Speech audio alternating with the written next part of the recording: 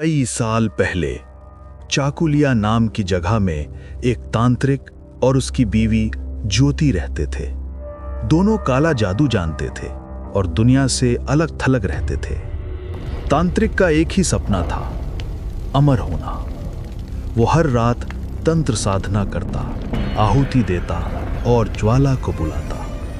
एक रात जैसे ही उसने हवन कुंड में आहुति डाली, आग की एक विशाल ज्वाला फूट पड़ी। ज्वाला के भीतर से एक भारी आवाज आई, मैं जानता हूं तुझे अमर होना है, लेकिन अमरता पाने के लिए तुझे सबसे बड़ा बलिदान देना होगा।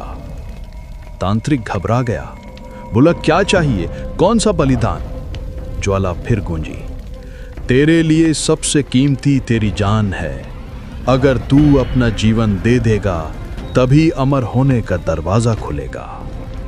तांत्रिक ने कुछ पल सोचा, फिर अपनी बीवी ज्योति से आखिरी बार मिला। ज्योति उसे रोकना चाहती थी पर वो नहीं रुका। थोड़ी दूर एक पुराना गहरा कुआं था, वही कुआं जिसके बारे में कहा जाता था कि उसकी तली तक कोई नहीं पहुंच पाया। तांत्रिक ने उस कुएं के किनारे खड़े होकर कहा, अगली बार मैं अमर रूप में लौटूंगा। फिर उसने छलांग लगा दी, लेकिन उसका सपना पूरा ना हुआ। उसका शरीर मर गया पर आत्मा अमर नहीं हुई, उल्टा वो कुएं में फंस गया। उस दिन से उसकी आत्मा कुएं में बंध गई, हमेशा के लिए।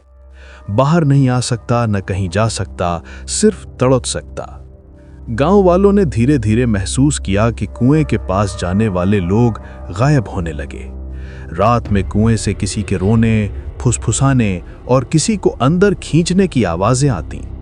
तभी अफवाह फैल गई, कुएं में तांत्रिक की आत्मा है जो उसके पास आने वाले को पकड़कर खींच लेती है। गांव वालों ने कुएं के पास जाना छोड़ दिया। दिन में कोई लकड़ी लेने चला जाए तो ठीक, रात में उधर कदम रखना भी पाप माना जाता था। कई साल बीत गए। फिर एक दिन उस गांव में एक नया परिवार रहने आया। वो परिवार उस कुएं की कहानी नहीं जानता था। उनका बड़ा लड़का रोहन जंगल में फल चुनने जाता था। एक दिन वो ढेर सारे फल चुनकर थक गया और उसे प्यास लगी। आगे बढ़ते ही उसे वही पुराना कुआं दिखा। वो पास गया पर उसके पास न रस्सी थी न बाल्टी। उसने कुएं की गहराई में झांक कर कहा, काश मैं पानी पी पाता। गुस्से में उसने एक पत्थर उठाकर कुएं में फेंक दिया। छपाक, इतना काफी था। पत्थर के गिरते ही तांत्रिक की सोई हुई आत्मा जाग गई। कुएं का पानी उबलने लगा, काली हवा घूमने लगी और कुएं के भीतर से एक विकराल, टेढ़ा मेढ़ा, जला हुआ भूत बाहर निकला। उसकी आंखें अंगारों जैसी लाल थीं और पूरा शरीर राख जैसा काला।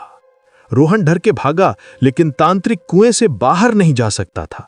वो सिर्फ आवाज फेंक सकता था। उसने गहरी आवाज में कहा, डर मत बच्चे, मैं तुझे वो सब दूंगा जो तू चाहेगा। तेरी हर इच्छा पूरी कर सकता हूं, बस पास आ जा।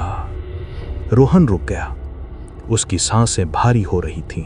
आवाज में कुछ ऐसा था जो इंसान को खींच ले। जैसे ही वो 2 कदम आगे बढ़ा, तांत्रिक की आत्मा ने अचानक विकराल रूप लिया और रोहन को अपनी अदृश्य पकड़ में खींच लिया। एक जोरदार चीख हवा में गूंजी और रोहन कुएं के भीतर समा गया। सुबह गांव वाले जंगल गए तो पेड़ों के नीचे एक टोकरी भरी हुई फलों की मिली, लेकिन रोहन का कहीं कोई निशान नहीं था। न पैरों के निशान, न खून, न कोई आवाज, सिर्फ कुएं से आती एक धीमी खुरधुरी फुसफुसाहट, एक और आत्मा।